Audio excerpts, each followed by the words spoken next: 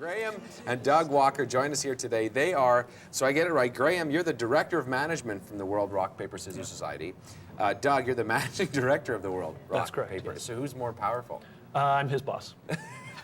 Or I'm his boss, depending on how things are going today, or who's won the last match of RPS. Well, now explain, there's a society, a Rock, Paper, Scissors Society. Explain how that started. Well, it basically started out as an experiment in if you declare yourself the authority on a subject that nobody cares about, do you in fact become that authority? Right. The trouble is, people actually started to care about it. And now this is the movie, but there was a website first, and then it got out of control, or what happened? Yeah, it started out as a website, and we became, the governing body of Rock, Paper, Scissors. So it got to the point where we had to run the World Championships, and we've been running it for the last 6 years in Toronto, and it's grown every year. And tell us a bit about the documentary. We're going to talk a little bit more about it a little later on, but tell us a bit about this that Mike McEwen and others put together. Absolutely. Mike McEwen basically followed us around for a few years and watched the growth of the Rock, Paper, Scissors Society and the World Championships from something very small to something quite large as it's become now. But really the interesting part of this story is that as something that kind of starts grassroots and kind of starts pure, almost as a hobby, when it starts to turn into a business, you have to start making all kinds of different decisions that you wouldn't otherwise, and that's really kind of the crux of the story. And are you fairly recognized now? I mean, not facially recognized, but is this society recognized as where you go if you want to compete?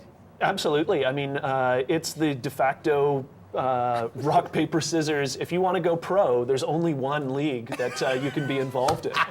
Because I wouldn't mind going pro if I could. Explain to me then, okay, now in Joey, in Friends, he did water.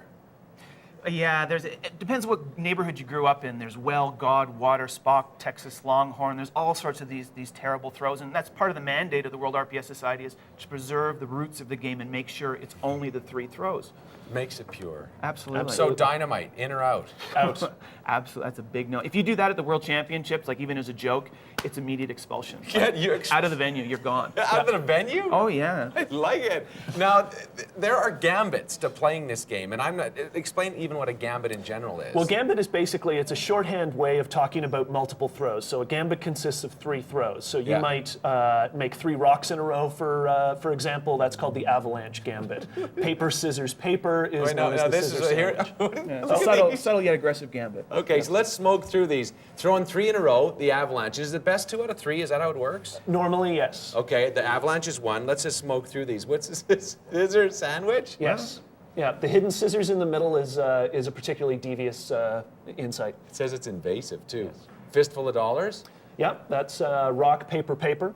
And that move took the world by storm in the 1956 championships where it was first developed. I can understand that. Tell me a bit about the crescendo. Well, the crescendo employs sort of a heating up technique, so going from the most passive to the most aggressive. Nice. So yeah, it's particularly devious. After the crescendo, our next one is the denouement. Yep, the denouement is the reverse of the crescendo, starting hard and going down to cool. Okay. Our next one is the bureaucrat. What's it? Oh, yeah. Particularly popular among politicians.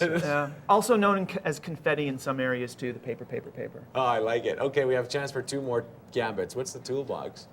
Well, that's all 3 scissors. If your only toolbox is scissors.